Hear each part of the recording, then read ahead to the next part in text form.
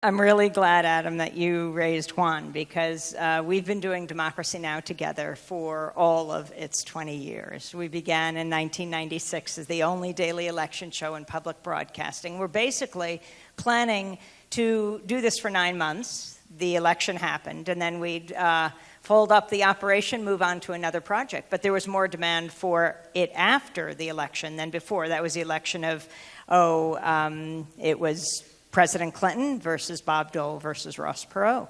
And I think the reason is because that hunger for independent voices. We were using the primary system as a way to go from state to state to find out what people were doing on the ground. And that's really what counts. I mean, in fact, then most people weren't voting. I didn't think it was apathy. How were they involved? Was it that they didn't think there was a difference between the candidates?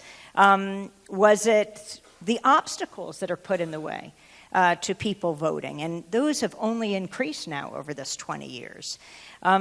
So after the election, we continued, and then the show just really blossomed. First as a radio show, and then the week of September 11th, 2001, we went on our first television show in New York, and TV stations around the country started to ask if they could run Democracy Now! Here in Chicago. I think it's live every morning on CAN, on Chicago Action Network, and on radio stations here, and around the country now on 1,400 stations.